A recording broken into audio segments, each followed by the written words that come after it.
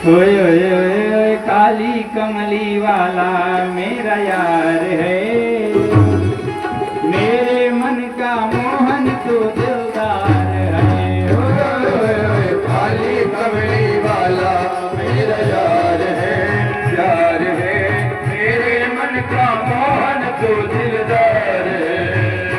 हाँ काले कमली वाला मेरा यार है, मेरे मन का मोहन तो दिलदार है। ओए ओए काली कमली वाला मेरा यार है, मेरे मन का मोहन तो दिलदार है।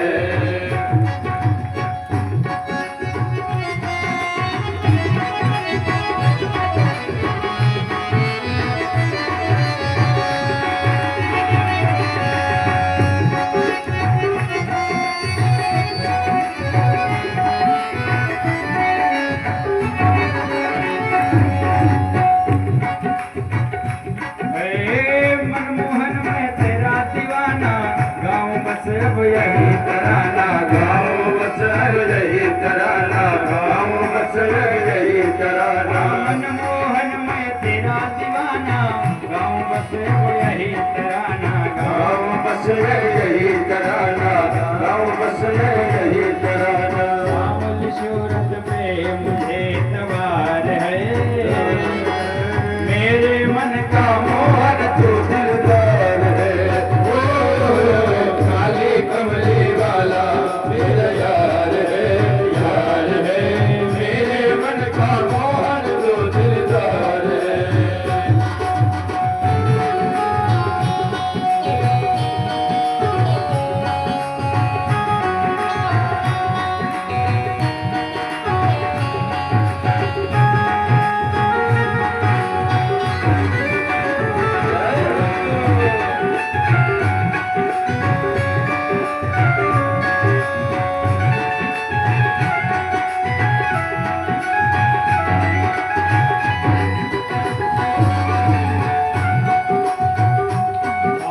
तू मेरा मैं तेरा प्यारे, ये जीवन अब तेरे हवाले। ये जीवन अब तेरे हवाले, ये जीवन अब तेरे हवाले। तू मेरा मैं तेरा प्यारे, ये जीवन अब तेरे हवाले। ये जीवन अब तेरे हवाले, ये जीवन अब तेरे हवाले। तेरे हाथ इस जीवन की पतवार है, तेरे हाथ इस जीवन की पतवार है।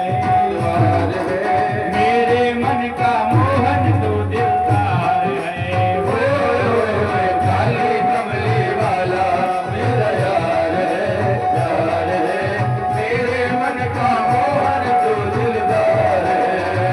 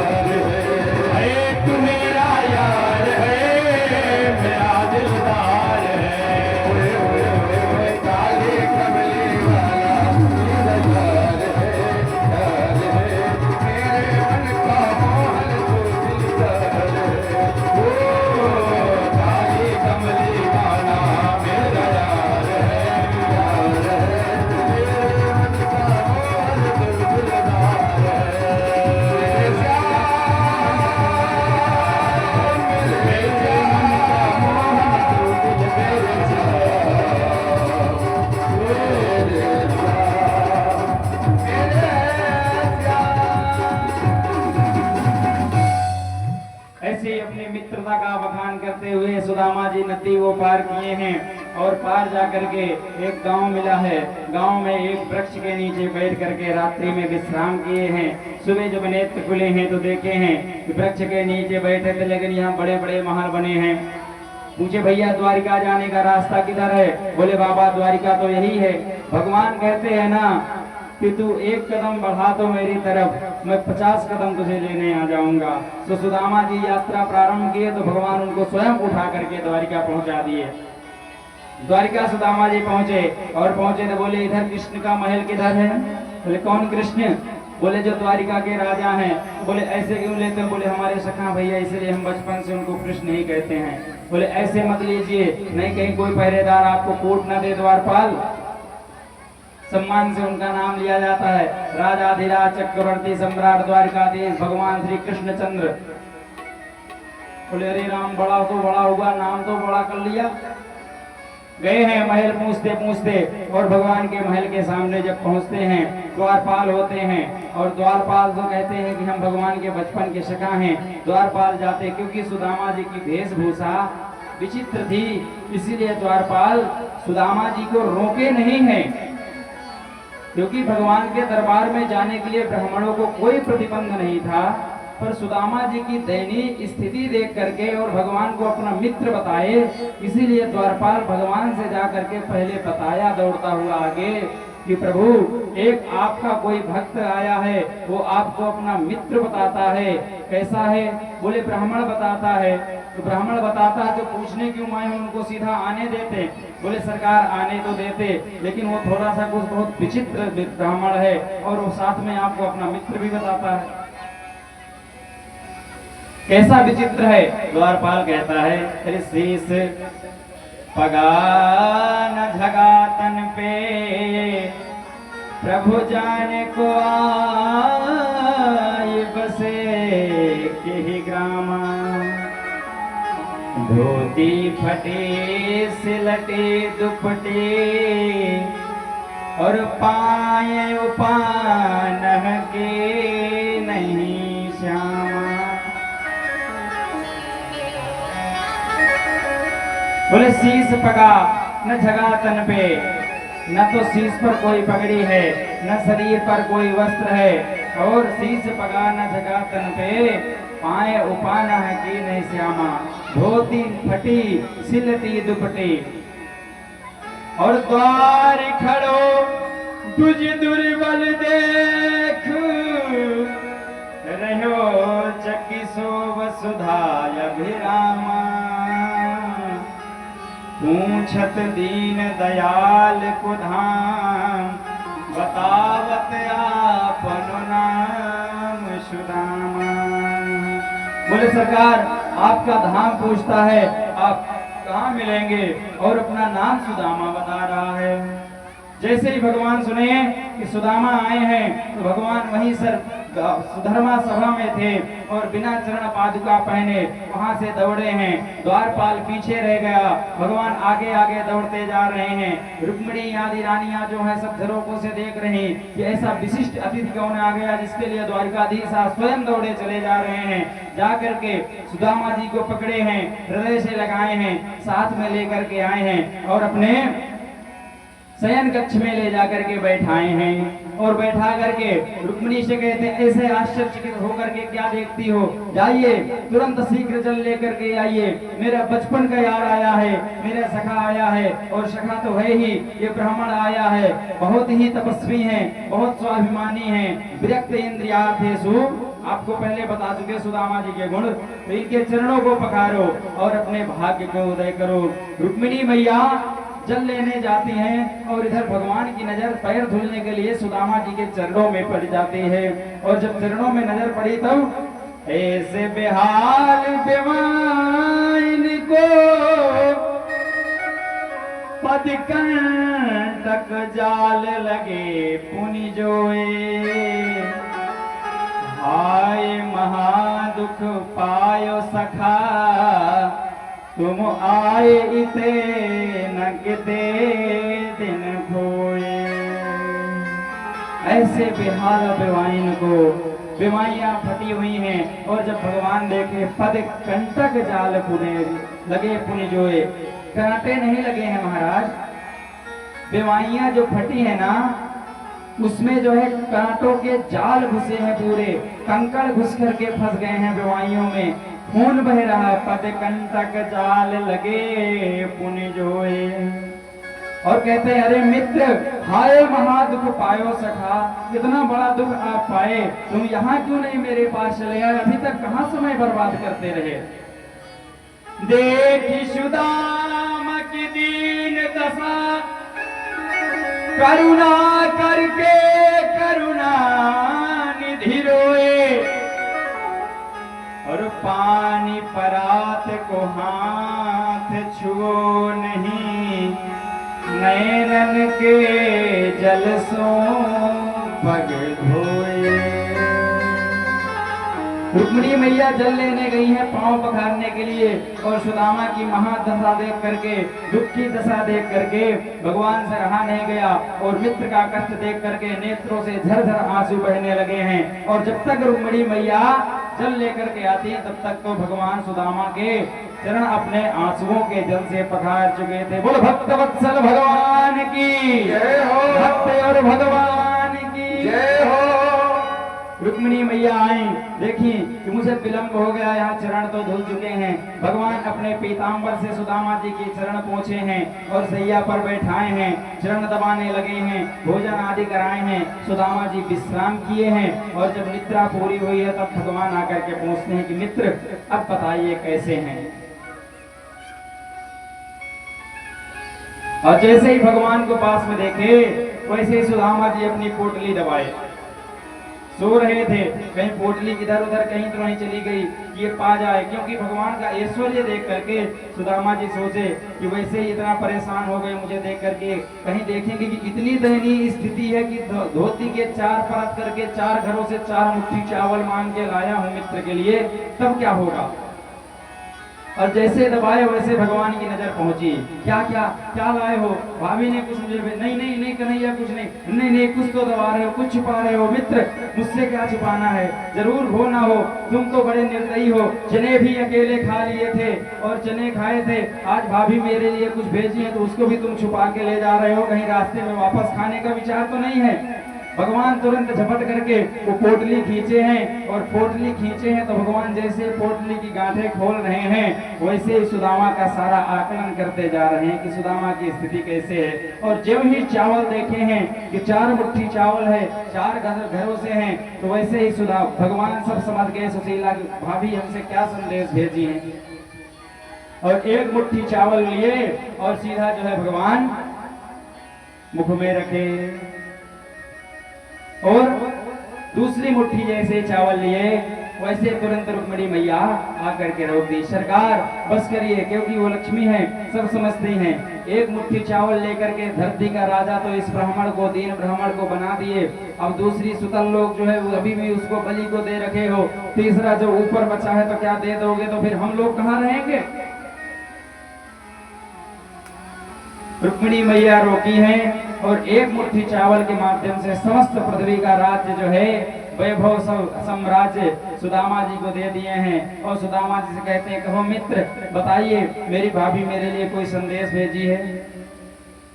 बोले कन्हैया कुछ विशेष संदेश तो नहीं है, लेकिन मेरे आते आते एक बात जरूर हो गई है। क्या?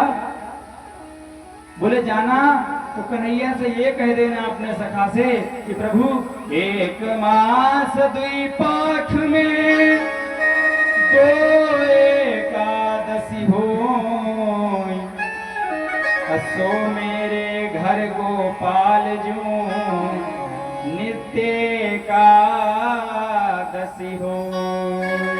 सुदामा जी बोले हमें समझ में तो नहीं आ रहा इसका क्या मतलब है, लेकिन सुशीला आपसे इतना कहने के लिए बोले थी।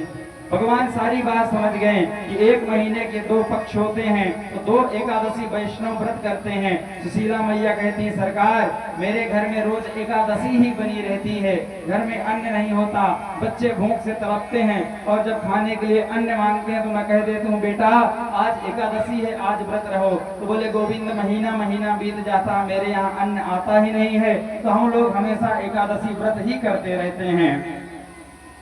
भगवान ने तुरंत जो है भाभी की बात समझी और तुरंत आशीर्वाद दे डाले, क्या होनी थी सो है गई, अब ना ऐसी होय, तेरे भवन में भाभी जो नित्य द्वादशी हो। एकादशी का पारायण द्वादशी में करते हैं, तो भाभी जो होना था वो हो गया। अब मैं कहता हूँ कि आपके भवन में रोज द्वादशी होगी, कभी एकादशी नहीं आएगी। बोलो भक्तवत्सल भगवान की। सुदामा जी की चलने की तैयारी बनी है। भगवान बोले अब जा रहे हो तो अपनी जो भाभियां हैं उनको कम से कम आशीर्वाद देते जाइए। बुलाए भगवान, रुक्मिणी मैया आई, आशीर्वाद ली, सत्यभामा जी ली और कालिंदी जी ली, जब जाम्बवती जी ली, और जब सब आशीर्वाद ले रही तो सुदामा जी बोले चलो राजा है, 2-4 होंगी, 10 हो गई, 12 हो गई, 20 हो गई, 50 हो गई। सुदामा जी कह रहे हैं भाई कितनी है और कितनी है? बोले अभी तो शुरुआत है, देते जाइए। ऐसे करके 100 को दिए, 200 को दिए, 300 को दिए। कन्हैया अब कितनी है? बोले अभी तो मित्र जो है शुरुआत ही है, तुम तो देख कितनी है? बोले 16,108। तो बोले कन्हैया ऐसा कर 16,108 को जब तक मैं आशीर्वाद दूंगा तब तक आशीर्वाद देने के लायक नहीं बचूंगा। ऐसा कर तू सबके संति मेरे पैर छू ले और मैं तुझे ये आशीर्वाद दे रहा हूँ, सबको लग जाएगा। भगवान प्रणाम किए हैं सुदामा जी को और सुदामा जी चल दिए। अब सुदामा जी सोचते हैं कि मैं जा तो रहा हूँ लेकिन सुशीला जिस कार्य के लिए भेजी थी वो कार्य नहीं हुआ। गोविंद इतना बड़ा राजा है लेकिन कुछ देने का नाम नहीं लिया। कुछ दूर गए सुदामा जी, गोविंद जाऊं? भगवान जाओ। फिर सुदामा जी चले, शायद अब इसको याद आए कि अरे जो राजसी वस्त्र पहनाए थे वो वस्त्र तक उतरा लिए भगवान की, ये मित्र यहीं देते जाओ। रास्ते में चोर उचक के बहुत टहलते, कोई लूट न ले तुमको। सुदामा जी बोले इतना बड़ा राजा है लेकिन इतना कंजूस है ये नहीं पता था। दे तो कुछ रहा नहीं, जो कपड़े पहनाया वो भी ले लिया। अब सुदामा जी वहां से प्रस्थान किए, पहुंचे जहां पर झोपड़ी थी, वहां सुंदर दूसरी द्वारिका एक बसी है। अब सुदामा जी देखे, चौंके, सुदामा मंदिर देख डरे। सुदामा जी मंदिर देख करके डरे, बोले लगता है कि मैं रास्ता भटक गया और वापस द्वारिका में आ गया। जैसे ही वापस हुए वैसे ऊपर से सुशीला जी बुलाई, अरे पंडित जी किधर जाते हो? सुदामा जी घूम के बोले कौन देवी?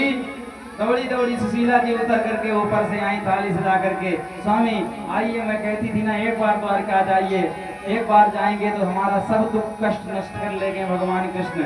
अब देखिए आप गए और वो हमको क्या से क्या बना दिए। बोल भक्तवत्सल भगवान की जय हो। सुदामा जी अपने घर में रहे हैं और गुरु जी हमारे बताए हैं, हम ये बात पढ़े नहीं है कि सुदामा जी गृहस्थ आश्रम में ही रह करके भगवान के चरणों का आश्रय लेकर के मुक्ति को प्राप्त किए हैं। ब्रह्मचर्य का पालन नहीं किया, संन्यास धर्म का निर्वाहन सुदामा जी नहीं किए हैं। सुदामा जी की कथा को यहीं विश्राम करते हैं। एक बार समंतक पंचक में ग्रहण पड़ा और ग्रहण जहाँ महाभारत का युद्ध हुआ था वहां पर खून से 5 तालाब बन गए थे। वहीं पर सब लोग ग्रहण के समय सब लोग गए, ग्वाल भी आए। वहीं पर भगवान दोबारा जो है राधा आदि गोपियों से मिले, बाबा नंद से मिले, यशोदा से मिले और वहीं पर भगवान की अष्ट सखियों से द्रौपदी का, अष्ट पत्नियों से द्रौपदी जी की वार्तालाप हुई।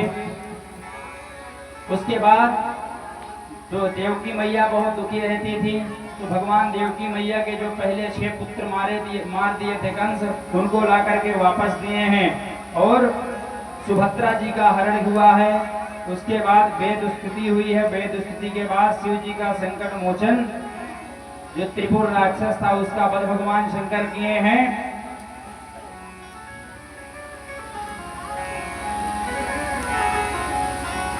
और फिर भगवान देखते हैं कि जिस कार्य के लिए मैं धरती पर आया था तो धरती का तो बोझ खाली हो गया, महाभारत करवा दिया, सारा बोझ उतर गया।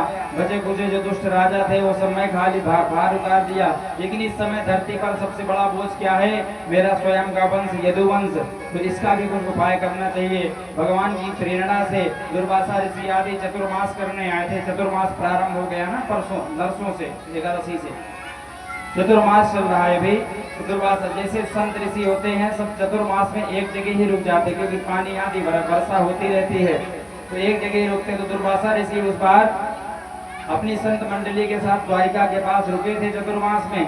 और जो है जो भगवान के पौत्र आदि थे तो जो थोड़ा बहुत चंचल थे उनमें सबसे चंचल थे जो है सांब जी। तो सांब जी के पेट में एक मूसल बांध दिया गया और मूसल बांध करके गए। बोले महाराज कि आप ये बताइए कि ये हमारी भाभी जो हैं वो पेट से हैं, इनके जो है पुत्र होगा कि पुत्री।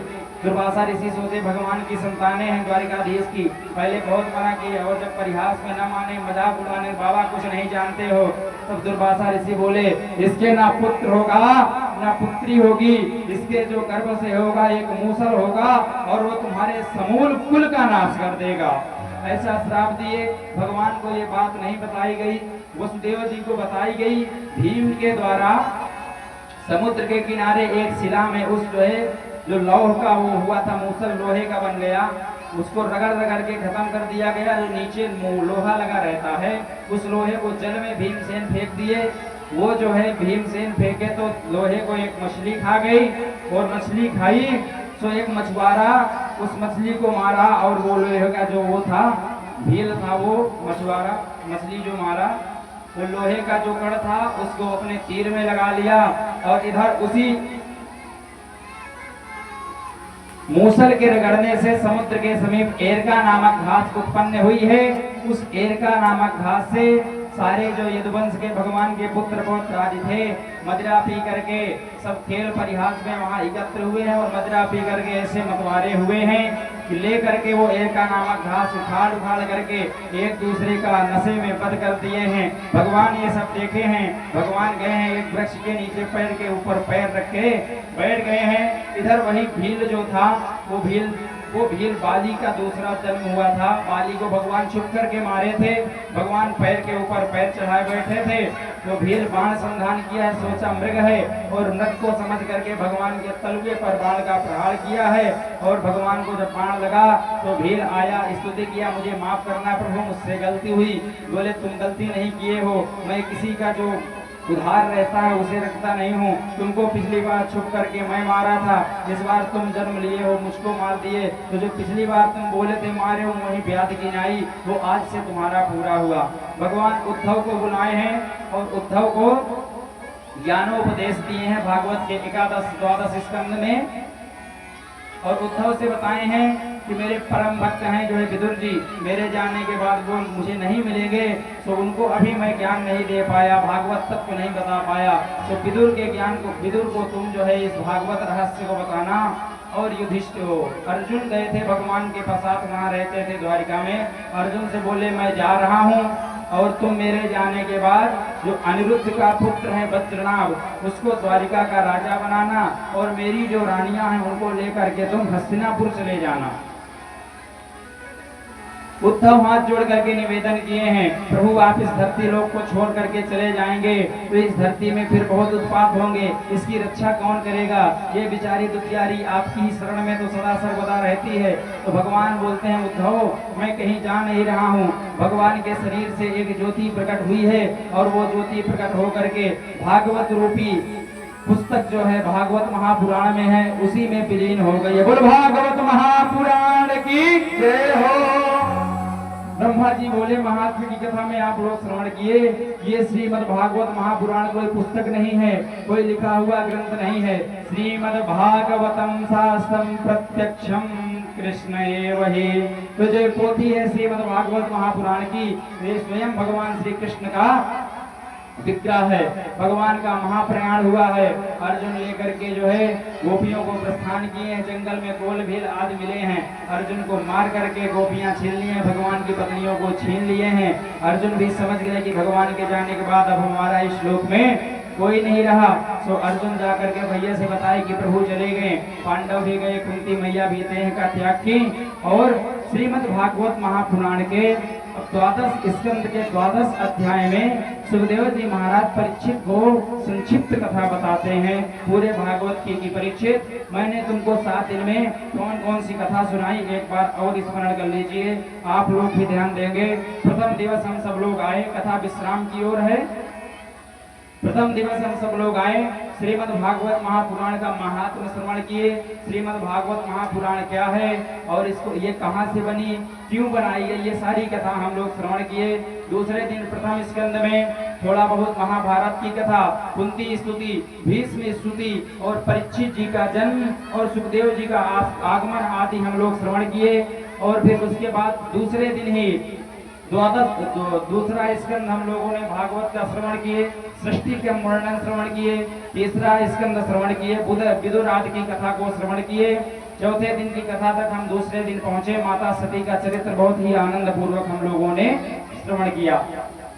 तीसरे दिन की कथा में महाराज ध्रुव जी की कथा, अजामिल भक्त की कथा और दत्तासुर दैत्य की स्तुति आदि हम लोगों ने बड़े प्रेम से श्रवण की। और कथा विराम हुई महाराज भक्तराज प्रहलाद की कथा से। भगवान हिरण नरसिंह भगवान के प्राकट्योत्सव हम लोग मनाए। चौथे दिन कथा में चतुर्थ दिवस हम लोगों ने बहुत ही दिव्य सूर्यवंश और चंद्रवंश मत्स्य अवतार की कथा, देवासुर संग्राम आदि श्रवण किए और बहुत ही आनंद पूर्वक भगवान राम जी का विवाह संपन्न कराए। संक्षिप्त राम कथा श्रवण किए और कथा विराम में आनंद पूर्वक नाचते गाते बजाते हुए भगवान कृष्ण की कथा को सुनकर के जन्मोत्सव के अपने घर को प्रस्थान किए। पांचवें दिन की कथा में हम लोगों ने श्रवण किया भगवान की मधुर मधुर बाल लीलाएं, कैसे गोपियों के घर में जाकर के भगवान माखन चोरी किए और कैसे अरिष्टासुर, धेनुकासुर, केसी, पूतना और सकटासुर आदि राक्षसों का वध किए। और छठे दिन गोवर्धन धारण किए और गोवर्धन महाराज की पूजा करके पांचवें दिन की कथा को भी हम लोगों ने विश्राम किया। सप्ताह के छठे दिन हम लोगों ने भगवान की कथा श्रवण की। गोपियों का जो चीर हरण हुआ था उनके साथ भगवान जो है रास रचाए। रास के बाद भगवान जो है मथुरा गए, मथुरा में जाकर के कंस का वध किए, उज्जैन में विद्या अध्ययन किए और उसके बाद जो है जरासंध को मार के 17 बार 18वें बार जाकर के द्वारिका में बसे। और रेवती जी के साथ बलराम जी का विवाह हुआ। और छठे दिन की कथा विराम में हम लोगों ने राक्षस विधि से भगवान ने मैया रुक्मिणी के साथ कैसे पाणी ग्रहण किया ये श्रवण किए। आज सातवें दिन की कथा में हम लोगों ने भगवान के 16,107 बाकी बचे हुए विवाहों की कथा श्रवण की और राजा नक की कथा, भगवान की दिनचर्या आदि की कथा को स्पर्श करते हुए हम सुदामा जी की कथा को श्रवण किए और यदुवंश संहार आदि भगवान का महाप्रयाण आदि स्पर्श किए। अब ये आपकी कथा विराम की तरफ है। लास्ट में सुखदेव जी परीक्षित से एक प्रश्न पूछते हैं कि परीक्षित, आज तुम्हारी मृत्यु का 7वां दिन है, अब हमें ये बताइए क्या अब भी तुम मरोगे? बोले हाँ महाराज, अब आपकी कथा विराम हुई और कथा विराम के बाद वो तक्षक नाग आएगा, मुझे डसेगा, मैं मर जाऊंगा। सुखदेव जी बहुत तेज परीक्षित को डांटे, परीक्षित 7 दिन से मैं तुमको कथा सुना रहा हूँ, आज भी तुम्हें अपने मरने का भ्रम है? जब मैं बता रहा हूँ भगवान कहते नैनम छिन्दन्ति शास्त्राणि नैनम दहति पावका न चैनम क्लेदयन्ति आपो न शोषयति मारुतः। ना वायु इसको सुखा सकती है, ना तो जल इसको डुबा सकता है, ना शस्त्र काट सकता है, ना अस्त्र छेद सकता है। ये आत्मा अजर अमर है। तुम इस शरीर को छोड़ रहे हो, शरीर को छोड़ करके तुम दूसरा शरीर ग्रहण करोगे और तुम कहते हो भागवत सुनने के बाद कि मेरी मृत्यु होगी।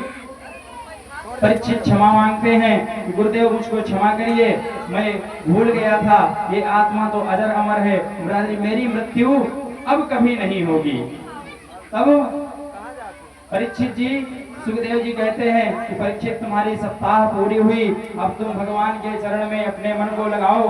परीक्षित जी पूजन की थाली मंगाते हैं, सुखदेव जी महाराज का पूजन करते हैं। हम और आप सब जो है सुखदेव भगवान का पूजन में एक वाक्य पुष्पों द्वारा भगवान सुखदेव जी का पूजन करेंगे, उसके बाद आरती करेंगे, फिर अपने अपने घर प्रस्थान करेंगे।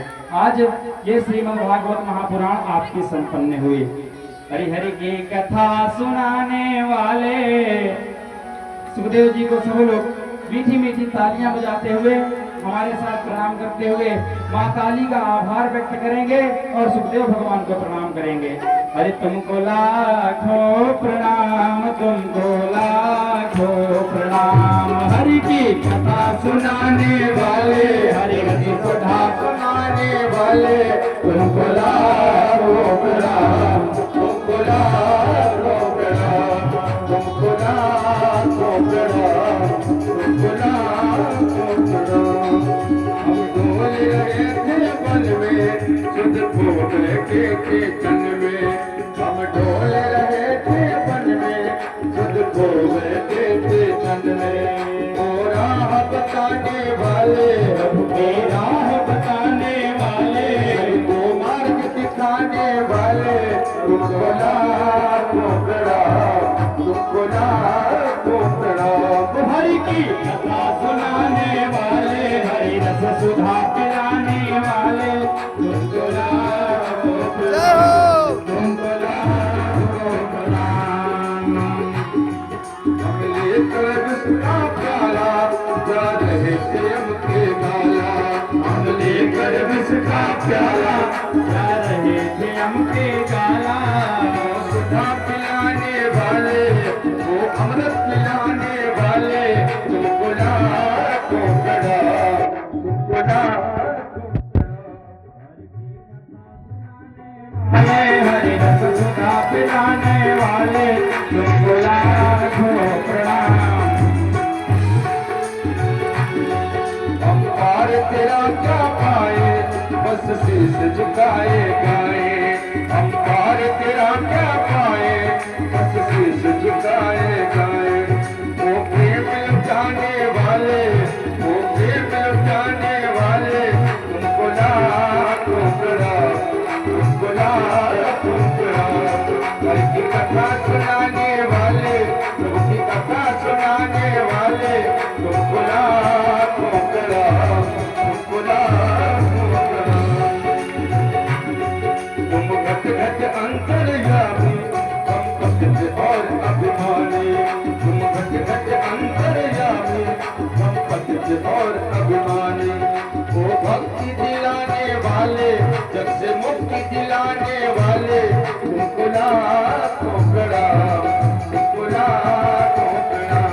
हर की कथा सुनाने वाले, सबकी कथा सुनाने वाले, तुमको लाखों प्रणाम, तुमको लाखों प्रणाम। अब लास्ट में मैं एक शब्द बोल के अपनी वाणी को विश्राम करूंगा। 7 दिनों से आप लोगों ने बहुत ही प्रेम से, बहुत ही भक्ति से आकर के माता काली के चरणों में बैठ करके श्रीमद् भागवत महापुराण की कथा श्रवण किए, वो भी मुझ जैसे तुच्छ वक्ता से। नहीं महाराज, मैं अपने गांव में हूँ और ये मेरा सौभाग्य है कि मैं आप सबको कथा सुना रहा हूँ। एक ही बात कहूँगा, जो बालक कह तो तरी बाता, सुनहि मुदित मन पित वरु माता। अगर छोटा बालक खोतली वाड़ी में एक बार गाली भी देता है तो माँ बाप बड़े प्रेम से हंस करके उसको टाल देते हैं। मैं सब आपका ही बालक हूँ। 7 दिन में आवेश बस मेरे मुख से कोई ऐसे शब्द निकले हों या कथाओं में जो त्रुटियां हुई हो, क्योंकि मैं अपने आप को तुच्छ बताता हूँ। गुरुदेव भगवान बैठे हैं, इन्हीं के मुख से महान ज्ञान के सागर रूपी समुद्र से जो थोड़ी बहुत बूंदे पाया हूँ, वो आप लोगों के सामने मैं प्रस्तुत किया।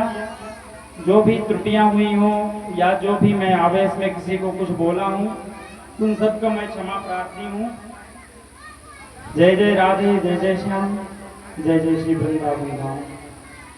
आगे अब आप लोगों को आचार्य जी समझाएंगे। बोल भागवत महापुराण के, गुरुदेव भगवान की, काली मैया की।